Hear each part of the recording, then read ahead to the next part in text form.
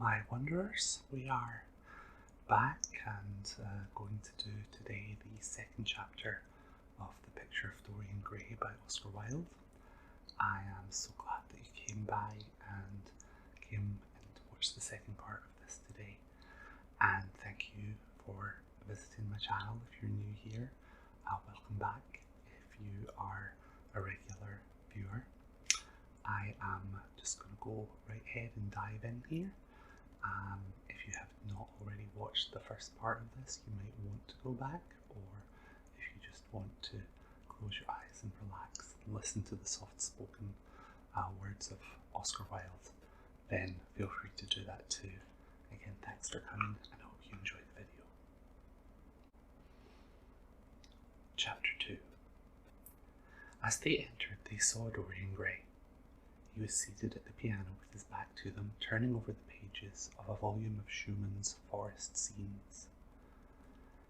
"You must lend me these, Basil," he cried. "I want to learn them. They're perfectly charming." "That entirely depends on how you sit today, Dorian." "Oh, I'm tired of sitting, and I don't want a life-size portrait of myself," answered the lad, swinging round on the music stool in a wilful, petulant manner. When he caught sight of Lord Henry, a faint blush coloured his cheeks for a moment, and he started up. "I beg your pardon, Basil, but I didn't know you had anyone with you." "This is Lord Henry Wotton, Dorian, an old Oxford friend of mine. I've just been telling him what a capital sitter you were, and now you've spoiled everything." "You have not spoiled my pleasure in meeting you, Mr. Gray," said Lord Henry, stepping forward and extending his hand. "My aunt has often spoken to me about you. You are one of her favourites, and, I'm afraid, one of her victims also." "I am in Lady Agatha's black books at present," answered Dorian with a funny look of penitence. "I promised to go to a club in Whitechapel with her last Tuesday, and I really forgot all about it." "We were to have played a duet together, 3 duets, I believe. I don't know what she will say to me. I am far too frightened to call." "Oh, I will make your peace with my aunt. She is quite devoted to you, and I don't think it really matters about your not being there. The audience probably thought it was a duet. When Aunt Agatha sits down to the piano, she makes quite enough noise for 2 people." "That is very horrid to her, and not very nice to me," answered Dorian, laughing. Lord Henry looked at him. Yes, he certainly was wonderfully handsome, with his finely curved scarlet lips, his frank blue eyes, his crisp gold hair. There was something in his face that made one trust him at once. All the candour of youth was there, as well as all youth's passionate purity. One felt that he had kept himself unspotted from the world. No wonder Basil Hallward worshipped him. "You are too charming to go in for philanthropy, Mr. Gray. Far too charming." And Lord Henry flung himself down on the divan and opened his cigarette case. The painter had been busy mixing his colours and getting his brushes ready. He was looking worried, and when he heard Lord Henry's last remark, he glanced at him, hesitated for a moment, and then said, "Harry, I want to finish this picture today. Would you think it awfully rude of me if I asked you to go away?" Lord Henry smiled and looked at Dorian Gray. "Am I to go, Mr. Gray?" he asked. "Oh, please don't, Lord Henry. I see that Basil is in one of his sulky moods, and I can't bear him when he sulks. Besides, I want you to tell me why I should not go in for philanthropy." "I don't know that I shall tell you that, Mr. Gray. It is so tedious a subject that one would have to talk seriously about it, but I certainly shall not run away now that you have asked me to stop. You don't really mind, Basil, do you? You've often told me that you liked your sitters to have someone to chat to." Hallward bit his lip. "If Dorian wishes it, of course you must stay. Dorian's whims are laws to everybody, except himself." Lord Henry took up his hat and gloves. "You are very pressing, Basil, but I'm afraid I must go. I've promised to meet a man at the Orleans. Goodbye, Mr. Gray. Come and see me some afternoon in Curzon Street. I am nearly always at home at 5 o'clock. Write to me when you're coming. I should be sorry to miss you." "Basil," cried Dorian Gray, "if Lord Henry Wotton goes, I shall go too. You never open your lips while you're painting, and it is horribly dull standing on a platform and trying to look pleasant. Ask him to stay. I insist upon it." "Stay, Harry, to oblige Dorian, and to oblige me," said Hallward, gazing intently at his picture. "It is quite true. I never talk when I'm working, and never listen either, and it must be dreadfully tedious for my unfortunate sitters. I beg you to stay. But what about my man at the Orleans?" The painter laughed. "I don't think there will be any difficulty about that. Sit down again, Harry. And now, Dorian, get up on the platform and don't move about too much or pay any attention to what Lord Henry says. He has a very bad influence over all his friends, with the single exception of myself." Dorian Gray stepped up on the dais with the air of a young Greek martyr, and made a little moue of his discontent to Lord Henry, to whom he had rather taken a fancy. He was so unlike Basil. They made a delightful contrast, and he had such a beautiful voice. After a few moments he said to him, "Have you really a very bad influence, Lord Henry, as bad as Basil says?" "There's no such thing as a good influence, Mr. Gray. All influence is immoral. Immoral from the scientific point of view." "Why?" "Because to influence a person is to give him one's own soul. He does not think his natural thoughts or burn with his natural passions. His virtues are not real to him. His sins, if there are such things as sins, are borrowed. He becomes an echo of someone else's music, an actor of a part that has not been written for him. The aim of life is self-development, to realize one's nature perfectly, and that is what each of us is here for. People are afraid of themselves nowadays. They've forgotten the highest of all duties, the duty that one owes to oneself. Of course they are charitable. They feed the hungry and clothe the beggar, but their own souls starve and are naked. Courage has gone out of our race. Perhaps we never really had it. The terror of society, which is the basis of morals, the terror of God, which is the secret of religion, these are the two things that govern us, and yet— "Just turn your head a little more to the right, Dorian, like a good boy," said the painter, deep in his work and conscious only that a look had come into the lad's face that he had never seen there before. "And yet," continued Lord Henry in his low musical voice, and with that graceful wave of the hand that was always so characteristic of him, and that he had even in his Eton days, "I believe that if one man were to live out his life fully and completely, were to give form to every feeling, expression to every thought, reality to every dream, I believe that the world would gain such a fresh impulse of joy that he would forget all the maladies of medievalism and return to the Hellenic ideal, to something finer, richer than the Hellenic ideal it may be. But the bravest man among us is afraid of himself. The mutilation of the savage has its tragic survival in the self-denial that mars our lives. We are punished for our refusals. Every impulse that we strive to strangle broods in the mind and poisons us. The body sins once, and has done with its sin, for action is a mode of purification. Nothing remains then but the recollection of a pleasure or the luxury of a regret. The only way to get rid of a temptation is to yield to it. Resist it, and your soul grows sick with the longing for the things it has forbidden to itself, with desire for what its monstrous laws have made monstrous and unlawful. It has been said that the great events of the world take place in the brain. It is in the brain, and the brain only, that the great sins of the world take place also. You, Mr. Gray, you yourself, with your rose-red youth and your rose-white boyhood, you have had passions that have made you afraid, thoughts that have filled you with terror, daydreams and sleeping dreams whose mere memory might stain your cheek with shame. "Stop," faltered Dorian Gray. "Stop, you bewilder me. I don't know what to say. There is some answer to it, but I cannot find it. Don't speak. Let me think, or rather, let me try not to think." For nearly 10 minutes he stood there, motionless, with parted lips and eyes strangely bright. He was dimly conscious that entirely fresh influences were at work within him, yet they seemed to him to have come really from himself. The few words that Basil's friend had said to him, Words spoken by chance, no doubt, and with wilful paradox in them, had touched some secret chord that had never been touched before, but that he felt now was vibrating and throbbing to curious pulses. Music had stirred him like that. Music had troubled him many times, but music was not articulate. It was not a new world, but rather another chaos that it created in us. Words, mere words, how terrible they were, how clear and vivid and cruel. One could not escape from them, and yet what a subtle magic there was in them.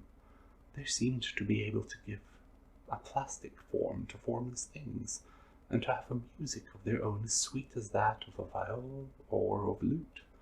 Mere words, was there anything so real as words? Yes, there had been things in his boyhood that he had not understood. He understood them now. Life suddenly became fiery-coloured to him. It seemed to him that he had been walking in fire. Why had he not known it? With his subtle smile, Lord Henry watched him. He knew the precise psychological moment when to say nothing. He felt intensely interested. He was amazed at the sudden impression that his words had produced, and remembering a book that he had read when he was 16, a book which had revealed to him much that he had not known before, he wondered whether Dorian Gray was passing through a similar experience. He had merely shot an arrow into the air. Had it hit the mark? How fascinating the lad was! Hallward painted away with that marvellous bold touch of his that had the true refinement and perfect delicacy that, in art at any rate, comes only from strength. He was unconscious of the silence. "Basil, I'm tired of standing," cried Dorian Gray suddenly. "I must go out and sit in the garden. The air is stifling in here." "My dear fellow, I'm so sorry. When I'm painting I can't think of anything else. But you never sat better. You were perfectly still, and have caught the effect that I wanted, the half-parted lips and the bright look in the eyes. I don't know what Harry has been saying to you, but he has certainly made you have the most wonderful expression. I suppose he has been paying you compliments. You mustn't believe a word that he says." "He has certainly not been paying me compliments. Perhaps that's the reason I don't believe anything he has told me." "You know you believe it all," said Lord Henry, looking at him with his dreamy, languorous eyes. "I will go out to the Guardian with you." "You know you believe it all," said Lord Henry, looking at him with his dreamy, languorous eyes. "I will go out to the garden with you. It is horribly hot in the studio. Basil, let us have something iced to drink, something with strawberries in it." "Certainly, Harry. Just touch the bell, and when Parker comes I will tell him what you want. I have got to work up this background, so I will join you later on. Don't keep Dorian too long. I have never been in better form for painting than I am today. This is going to be my masterpiece. It is my masterpiece as it stands." Lord Henry went out to the garden and found Dorian Gray burying his face in the great cool lilac blossoms, feverishly drinking in their perfume as if it had been wine. He came close to him and put his hand upon his shoulder. "You are quite right to do that," he murmured. "Nothing can cure the soul but the senses, just as nothing can cure the senses but the soul." The lad started and drew back. He was bareheaded, and the leaves had tossed his rebellious curls and tangled all their gilded threads. There was a look of fear in his eyes, such as people have when they are suddenly awakened. His finely chiselled nostrils quivered, and some hidden nerve shook the scarlet of his lips and left them trembling. "Yes," continued Lord Henry, "that is one of the great secrets of life, to cure the soul by means of the senses, and the senses by means of the soul. You are a wonderful creation. You know more than you think you do, just as you know less than you want to know." Dorian Gray frowned and turned his head away. He could not help liking the tall, graceful young man who was standing by him. His romantic, olive-coloured face and worn expression interested him. There was something in his low, languid voice that was absolutely fascinating. His cool, white, flower-like hands even had a curious charm. They moved as he spoke, like music, and seemed to have a language of their own. But he felt afraid of him and ashamed of being afraid. Why had it been left for a stranger to reveal to himself? He had known Basil Hallward for months, but the friendship between them had never altered him. Suddenly there had come someone across his life who seemed to have disclosed to him life's mystery. And yet what was there to be afraid of? He was not a schoolboy or a girl. It was absurd to be frightened. "Let us go and sit in the shade," said Lord Henry. "Parker has brought out the drinks, and if you stay any longer in this glare you will be quite spoilt, and Basil will never paint you again. You really must not allow yourself to become sunburnt. It would be unbecoming." "What can it matter?" cried Dorian Gray, laughing as he sat down on the seat at the end of the garden. "It should matter everything to you, Mr. Gray." "Why?" "Because you have the most marvellous youth, and youth is the one thing worth having." "I don't feel that, Lord Henry." "No, you don't feel it now. Some day, when you are old and wrinkled and ugly, when thought has seared your forehead with its lines, and passion branded your lips with its hideous fires, you will feel it. You will feel it terribly. Now, wherever you go, you charm the world. Will it always be so? You have a wonderfully beautiful face, Mr. Gray. Oh, don't frown. You have. And beauty is a form of genius, is higher, indeed, than genius, as it needs no explanation. It is of the great facts of the world, like sunlight or springtime, or the reflection in dark waters of that silver shell we call the moon. It cannot be questioned. It has its divine right of sovereignty. It makes princes of those who have it. You smile? Ah, when you've lost it, you won't smile. People say sometimes that beauty is only superficial. And that may be so, but at least it is not so superficial as thought is. To me, beauty is the wonder of wonders. It is only shallow people who do not judge by appearances. The true mystery of the world is the visible, not the invisible. Oh yes, Mr. Gray, the gods have been good to you, but what the gods give they quickly take away. You have only a few years in which to live really, perfectly, and fully. When your youth goes, your beauty will go with it, and then you will suddenly discover that there are no triumphs left for you, or have to content yourself with those mean triumphs that the memory of your past will make more bitter than defeats. Every month as it wanes brings you nearer to something dreadful. Time is jealous of you, and wars against your lilies and your roses. You will become sallow and hollow-cheeked and dull-eyed. You will suffer horribly. Ah, realize your youth well while you have it.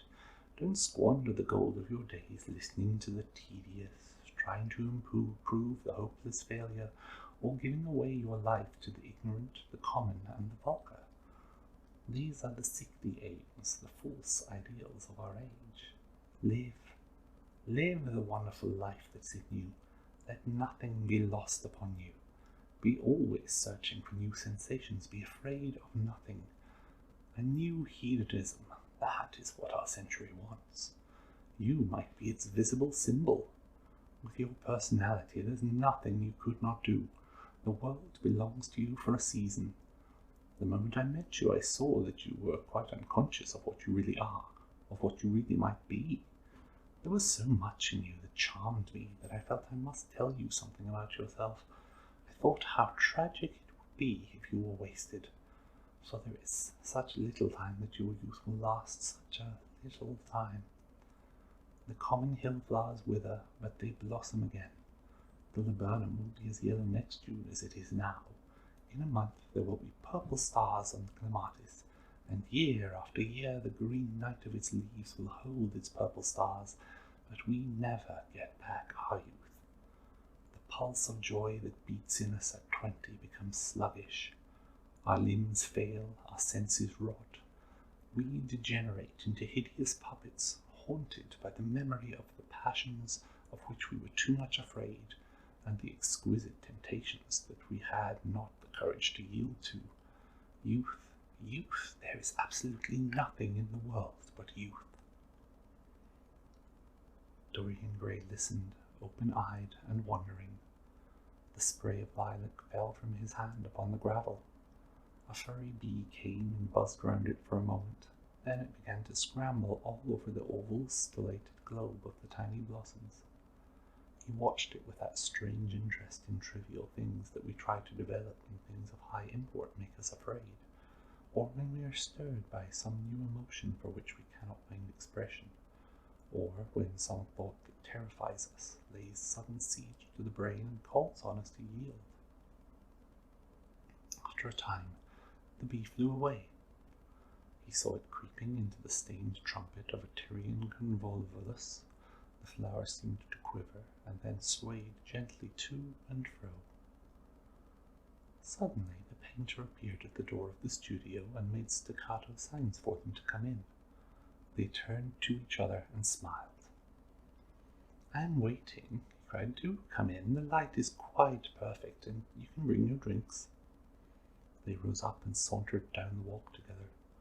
2 green and white butterflies fluttered past them, and in the pear tree at the corner of the garden a thrush began to sing. "You are glad to have met me, Mr. Gray," said Lord Henry, looking at him. "Yes, I am glad now. I wonder, shall I always be glad?" "Always. That is a dreadful word. It makes me shudder when I hear it. Women are so fond of using it. They spoil every romance by trying to make it last forever. It is a meaningless word, too. The only difference between a caprice and a lifelong passion is that the caprice lasts a little longer." As they entered the studio, Dorian Gray put his hand upon Lord Henry's arm. "In that case, let our friendship be a caprice," he murmured, flushing at his own boldness, then stepped up on the platform and resumed his pose. Lord Henry flung himself into a large wicker armchair and watched him. The sweep and dash of the brush on the canvas made the only sound that broke the stillness, except when, now and then, Hallward stepped back to look at his work from a distance. In the slanting beams that streamed through the open doorway, the dust danced and was golden. The heavy scent of the roses seemed to brood over everything. After about a quarter of an hour, Hallward stopped painting, looked for a long time at Dorian Gray, and then for a long time at the picture, biting the end of one of his huge brushes and frowning. "It is quite finished," he cried at last, and stooping down he wrote his name in long vermilion letters on the left-hand corner of the canvas. Lord Henry came over and examined the picture. It was certainly a wonderful work of art, and a wonderful likeness as well. "My dear fellow, I congratulate you most warmly," he said. "It is the finest portrait of modern times. Mr. Gray, come over and look at yourself." The lad started as if awakened from some dream. "Is it really finished?" he murmured, stepping down from the platform. "Quite finished," said the painter, "and you have sat splendidly today. I am awfully obliged to you." "That is entirely due to me," broke in Lord Henry. "Isn't it, Mr. Gray?" Dorian made no answer, but passed listlessly in front of his picture and turned towards it. When he saw it, he drew back, and his cheeks flushed for a moment with pleasure. A look of joy came into his eyes, as if he had recognized himself for the first time. He stood there motionless and in wonder, dimly conscious that Hallward was speaking to him, but not catching the meaning of his words. The sense of his own beauty came on him like a revelation. He had never felt it before. Basil Hallward's compliments had seemed to him to be merely the charming exaggeration of friendship. He had listened to them, laughed at them, forgotten them. They had not influenced his nature. Then had come Lord Henry Wotton with his strange panegyric on youth, his terrible warning of its brevity. That had stirred him at the time, and now he stood gazing at the shadow of his own loveliness. The full reality of the description flashed across him. Yes, there would be a day when his face would be wrinkled and wizen, his eyes dim and colourless, the grace of his figure broken and deformed. The scarlet would pass away from his lips, and the gold steal from his hair. The life that was to make his soul would mar his body. he would become dreadful, hideous, and uncouth. As he thought of it, a sharp pang of pain struck through him like a knife, and made each delicate fibre of his nature quiver. His eyes deepened into amethyst, and across them came a mist of tears. He felt as if a hand of ice had been laid upon his heart.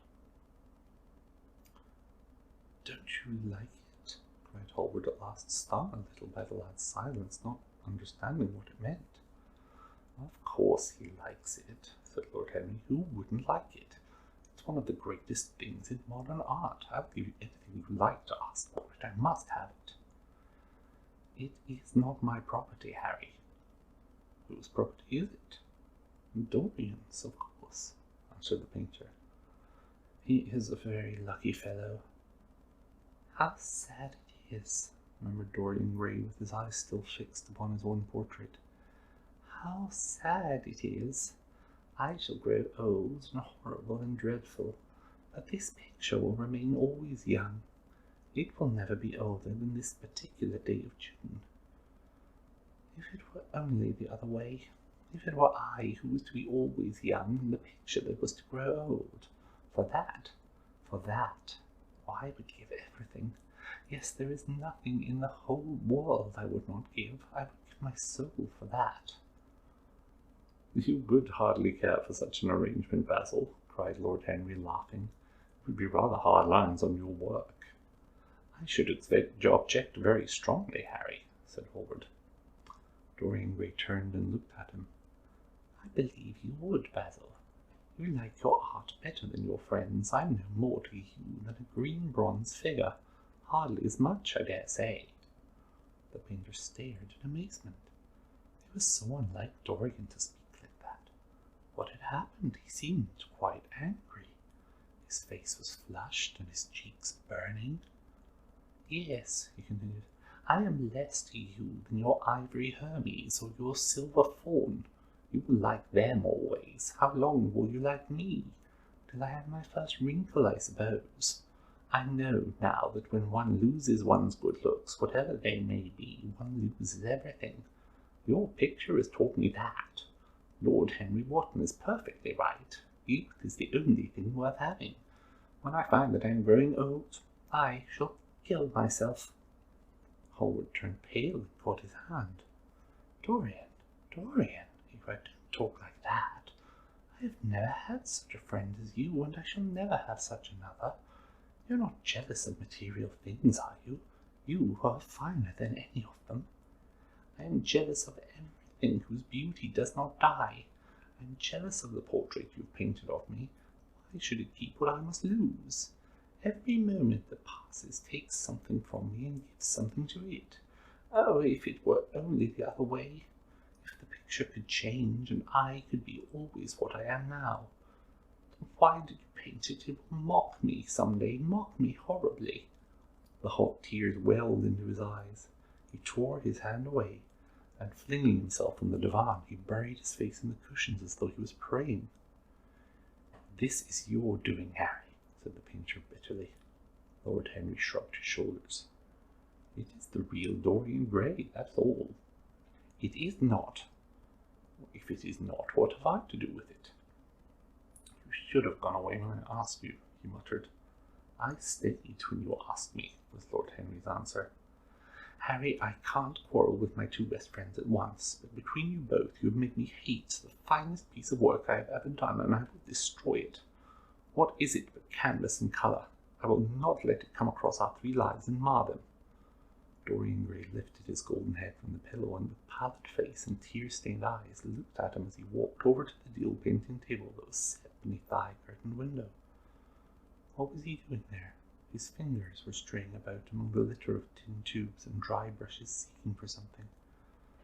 Yes, it was for the long palette knife with its thin blade of light steel. He had found it at last. He was going to rip up the canvas. With a stifled sob, the lad leaped from the couch, and rushing over to Hallward, tore the knife out of his hand and flung it to the end of the studio. "Don't, Beth, don't," he cried. "It would be murder."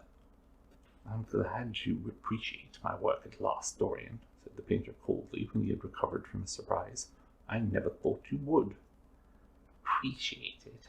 I am in love with it, Basil. It is part of myself. I feel that. Well, as soon as you are dry, you shall be varnished and framed and sent home. Then you can do what you like with yourself. And he walked across the room and rang the bell for tea. You will have tea, of course, Dorian, and so will you, Harry? Or do you object to such simple pleasures? I adore simple pleasures, said Lord Henry. They are the last refuge of the complex. But I don't like scenes, except on the stage. What absurd fellows you are, both of you. I wonder who it was defined man as a rational animal. It was the most premature definition ever given. Man is many things, but he is not rational. I'm glad he is not, after all, though I wish you chaps would not squabble over the picture. You would much better let me have it, Basil. This silly boy doesn't really want it, and I really do.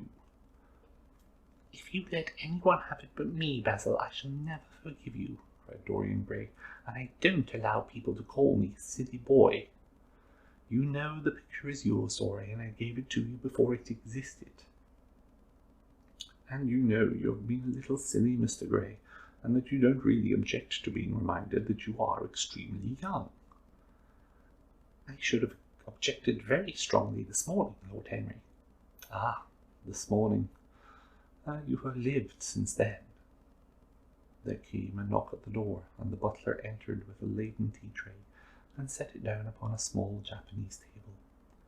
There was a rattle of cups and saucers and the hissing of a fluted Georgian urn. 2 globe-shaped china dishes were brought in by a page. Dorian Gray went over and poured out the tea. The 2 men sauntered languidly to the table and examined what was under the covers. "Let us go to the theatre tonight," said Lord Henry. "There's sure to be something on somewhere. I've promised to dine at White's, but it is only with an old friend, so I can send him a wire to say that I'm ill, or that I'm prevented from coming in consequence of a subsequent engagement. I think that would be a rather nice excuse. It would have all the surprise of candour."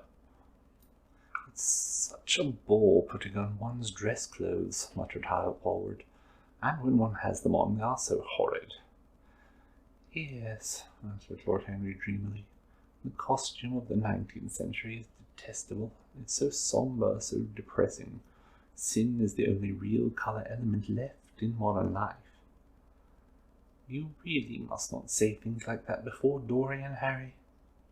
"Before which Dorian? The one who's pouring out tea for us, or the one in the picture?" "Before either." "I should like to come to the theatre with you, Lord Henry," said the lad. "Then you shall come, and you will come too, Basil, won't you?" "I can't, really. I would sooner not. I have a lot of work to do." "Well, then, you and I will go alone, Mr. Gray." "I should like that awfully." The painter bit his lip and walked over, cup in hand, to the picture. "I shall stay with the real Dorian," he said sadly. "Is it the real Dorian?" cried the original of the portrait, strolling across to him. "Am I really like that?" "Yes, you are just like that." "How wonderful, Basil!" "At least you are in appearance, but it will never alter," sighed Hallward. "That is something." "What a fuss people make about fidelity!" exclaimed Lord Henry. "Why, even in love it's purely a question for physiology. It's nothing to do with our own will. Young men want to be faithful, and are not. Old men want to be faithless, and cannot. That's all one can say." "Don't go to the theatre tonight, Dorian," said Hallward. "Stop and dine with me." "Oh, I can't, Basil." "Why?" "Because I've promised Lord Henry Wotton to go with him." "He won't like you the better for keeping your promises. He always breaks his own. I beg you not to go." Dorian Gray laughed and shook his head. "I entreat you." The lad hesitated and looked over at Lord Henry, who was watching them from the tea-table with an amused smile. "I must go, Basil," he answered. "Very well," said Hallward, and he went over and laid down his cup on the tray. "It is rather late. As you have to dress, you had better lose no time. Good-bye, Harry." "Good-bye, Dorian. Come and see me soon. Come tomorrow." "Certainly." "You won't forget?" "No, of course not," cried Dorian. "And Harry?" "Yes, Basil." "Remember what I asked you when we were in the garden this morning?" No, I have forgotten it. I trust you. I wish I could trust myself, said Lord Henry, laughing. Come, Mr. Grey, my hansom is outside, and I can drop you at your own place. Goodbye, Basil. It has been a most interesting afternoon. As the door closed behind them, the painter flung himself down on a sofa, and a look of pain came into his face. And that's the end of chapter 2 of A Picture of Dorian Gray. Thank you for coming to my channel. I hope you're enjoying the story. And if you could, I would so appreciate it if you would click the subscribe button and on the bell for notifications for when new videos are coming out on my channel. Leave a comment down below for what you might like to see in the future, or any comments about today's video. And again, I so much appreciate you coming and watching these videos. Take care of yourself, take care of those around you, and I will see you very soon for another video.